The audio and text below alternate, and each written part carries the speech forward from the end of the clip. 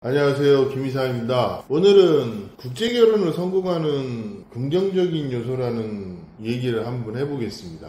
국제결혼 심화학 준비하면서 제가 제일 걱정하는 부분이 제가 어떤 선입견을 개인들에게 심어주는 게 아닌가 이런 생각을 좀 해봤어요. 그런데 하나는 정확한 것 같아요. 제가 예전에도 그랬고 지금도 그런데 신부를 보는 선구안이라고 해야 할까? 이런 게 좀 좋다고 합니다. 근데 신부를 보는 눈이 조금 괜찮은 것은 어떻게 보면 별게 없어요. 신랑이 될 한국 남자하고 한 2, 3일 정도 대화를 해보고 같이 있어보면 그 남자가 어떤 사람인지 또 그 남자가 어떤 장점이 있는지 어떤 단점이 있는지 이걸 먼저 보고 그에 맞춰서 보완이 될 수 있는 여자를 찾아준다는 거죠. 그런데 저한테 어떤 그런 소개 내지는 조언을 구하시는 분들한테 공통적으로 해주는 얘기가 있습니다.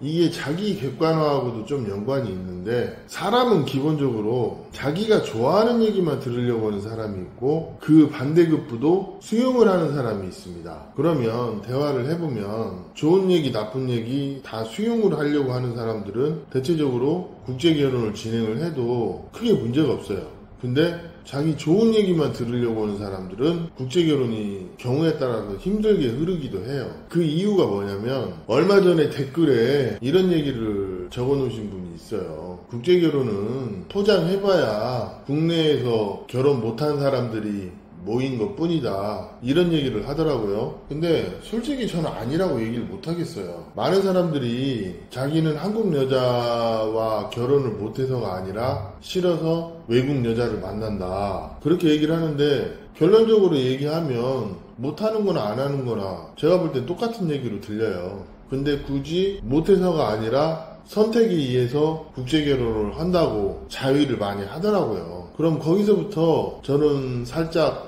삐딱하게 봐요. 이게 사람을 소개하는 일에 관여된 일을 하는 사람은 남자든 여자든 그 사람이 가지고 있는 안 좋은 점이나 좋은 점이나 이런 포인트를 빨리 잡아내야 돼요. 이거를 잘 잡아내고 또 이에 대한 보완되는 조언도 해주고 당신은 적어도 국제결혼에서 이런 단점이 있고 이런 장점이 있으니까 이런 부분을 항상 주의해야 합니다. 이런 얘기를 해주면 발끈하는 사람이 있는가 하면 고맙다고 하는 사람이 있습니다. 근데 제가 봤을 때는 발끈하는 사람들이 더 많아요. 그리고 이렇게 더 발끈하는 이유 중에 하나가 뭐냐면 이게 남녀 사이에 어떤 감정 문제가 개입이 되다 보니까 대부분 더 발끈을 하는 거예요. 그냥 남자들끼리 투닥거리고 또 언쟁하고 서로 싫은 얘기 좋은 얘기 하면 그렇게까지 감정의 골이 깊지가 않거든요. 근데 여기에 여자라는 매개체가 끼기 때문에 굉장히 감정이 격해지기도 하고 쉽게 풀릴 일도 어렵게 가기도 한다는 거죠. 그래서 제가 진행하시는 분들한테 공통적으로 하는 얘기가 있어요. 제가 가끔 쓴소리를 마다하지 않고 얘기를 하더라도 이해를 하시라고 잘 되라는 의미에서 그렇게 직언을 하기도 하는데 시간이 지나고 보면 아마 본인한테 많이 도움이 될 거라고 이런 얘기를 하거든요. 그러면 이 직언을 어디까지 해야 되나 사실은 저도 고민을 많이 해요. 근데 경우에 따라서는 충격요법이라고 세게 얘기를 해야 될 때가 있습니다. 근데 보통 이런 얘기를 하면 그냥 신랑들이 나가 떨어져 버리죠. 왜? 보통 그런 직언을 하잖아요. 그러면 인정을 하지 않고 화를 내고 심지어는 욕까지 하는 사람도 있습니다. 현실이 그래요. 그러면 제가 이런 얘기를 할 때 뭐 저한테 무슨 득이 있다고 이런 얘기를 할까요? 대부분 득이 없어요. 그런데도 이런 얘기를 할 때가 있어요. 그러면 그 사람이 왜 그런 얘기를 하는지도 한번 생각을 해보고 화를 내라는 거예요. 근데 그런 생각조차 못하는 사람이 많은 게 이 국제결혼 시장이에요. 제가 국제결혼이라는 한 부류와 제가 노동비자나 유학비자나 두 가지의 집단의 일을 하고 있는데 이 노동비자나 유학비자를 하는 베트남 사람들보다도 한국 사람들이 마인드가 더 후진 경우가 많아요. 특히 성실하지 못하고 저희가 얘기를 하다 보면 베트남 여자들이 성실하지 못하다는 얘기를 가끔 할 때가 있거든요. 사실은 한국 남자들 중에 상당수는 진짜 성실하지가 못해요. 배우자를 대하는 부분에서도 그렇고 결혼을 대하는 태도에서도 그렇고 이런 사람들 사람들은 결혼하면 안 되는 사람들이 결혼해서 남편 노릇을 하는 태도가 불량한데 남편 대접은 받으려고 하는 사람들이 많아요. 국제결혼이 그런 게 좀 있어요. 그리고 결혼의 작동 원리는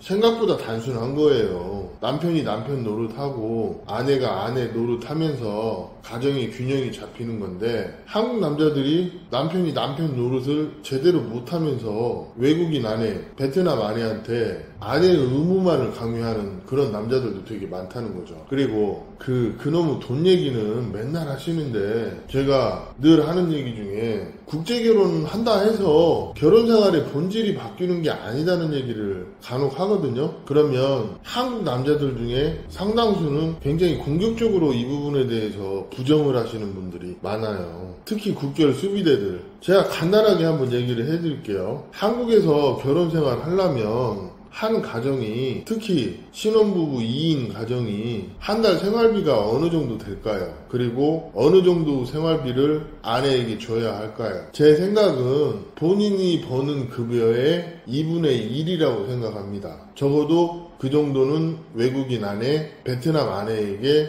줘야 된다고 생각을 해요. 그렇지만 현실적으로 그렇게 주는 분들이 많지 않을 거예요. 그러면 여유가 안 되면 한 100만 원 정도 생활비 주고 별도로 한 몇십만 원이라도 아내 용돈을 줘라. 그 정도 선에서 얘기를 많이 하거든요. 근데 그거에 대해서도 입에 거품 물고 죽자 살자 달려드시는 분들도 있어요. 아니 그럼 뭐 족반다고 베트남 여자가 한국까지 와서 밥 해줘, 청소해줘, 저녁에 거시기 해줘, 애기나 줘, 키워줘, 이런 것도 생각하셔야지. 그렇지 않아요? 한국 여자랑 결혼하면 통장째 다 뺏기고 한 달에 20만원, 30만원, 50만원 이렇게 타 쓰는 사람들이 한국의 태반이에요. 근데 베트남 여자하고 결혼해서 30만원 주고 50만원 주고 그런 사람 되게 많거든요. 그러니까 돈이 부족하니까, 그러면 그 아내가 생활이 될까요? 어떤 분들은 필요한 건 자기가 다 사주면 된대요. 그러면 역지사지로 한번 생각해 봅시다.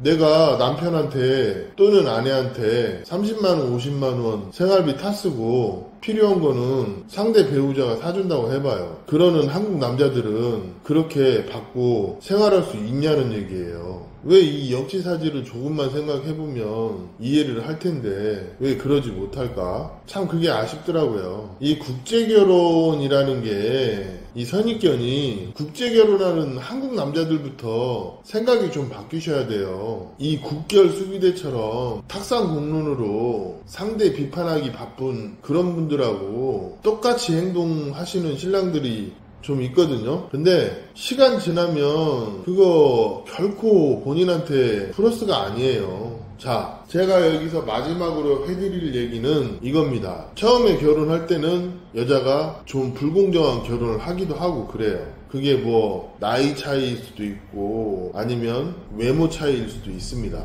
그런데 결혼할 때나 베트남 여자지, 결혼하고 한국에 오면 그냥 내 배우자가 외국인 아내일 뿐이지 결혼의 본질, 남녀 사이의 상성 이런 거는 절대 안 바뀌어요. 대표적으로 실패하는 케이스, 남자가 나이가 너무 많아요. 그리고 신부가 어리고 예뻐요. 그러면 남자가 돈이라도 잘 쓰고 평소에 신부한테 배려를 잘 해주면 아내가 남편하고 잘 따르기도 하는데, 현실은 그렇지 않은 커플들이 더 많죠. 사실은 국제결혼 이혼율의 대부분이 이에 해당하는 케이스예요. 처음엔 남편하고 따르다 대부분 어느 정도 한국에서 한국 패치가 되고 나면 남편이 남편같이 안 보이고 그냥 만만한 늙은이 아니면 아저씨 아니면 삼촌 이렇게 됩니다. 현실이 그래요. 그러면 그런 베트남 여자를 인성이 나쁘다, 성격이 더럽다 그렇게 얘기 절대 못합니다. 그 몇 년이라는 시간이 분명 있었음에도 불구하고 그 한국 남자는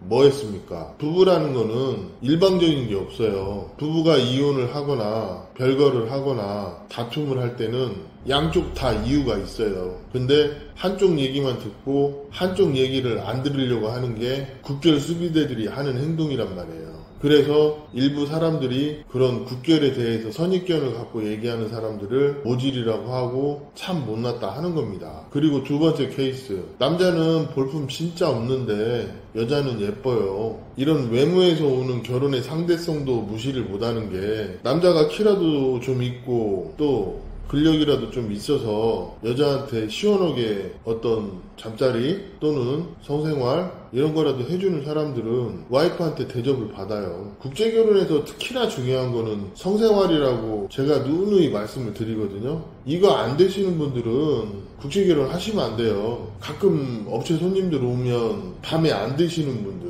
또 변태기 있어가지고 여자한테 무리한 거 요구하시는 분들, 또 아예 안 서시는 분들, 이런 분들이 오기도 한단 말이에요. 그러면 본인이 본인의 단점을 좀 숨기는 거는 국제결혼에서 그런데, 이런 분들조차 여자가 이의를 제기하면 여자가 잘못됐다는 식으로 얘기하시는 분들이 현재의 국제결혼의 현 주소이자 어두운 면 중에 하나입니다. 현실이 그래요. 그럼 이런 부류들은 차치하고라도 남자가 자기 객관화가 안 돼서 본인은 볼품 없는데 예쁜 여자만 찾는 사람들, 특히 연애 경험 없는 분들이 이런 케이스가 좀 있거든요. 그러니까 나이 40, 50 먹도록 여자 외모만 밝히다 보니 여자랑 사귀어보지도 못하고 자기가 젊었을 때 예쁜 여자 많이 만나봤다는 식으로 뻥카를 치면서까지 국제결혼 하러 와서 여유 있는 척 하는데, 막상 결혼을 시켜보면 여자한테 쩔쩔매고 말 한마디도 못해요. 그리고 업체 관계자들한테만 쥐잡듯이 하시는 분들이 있죠. 특히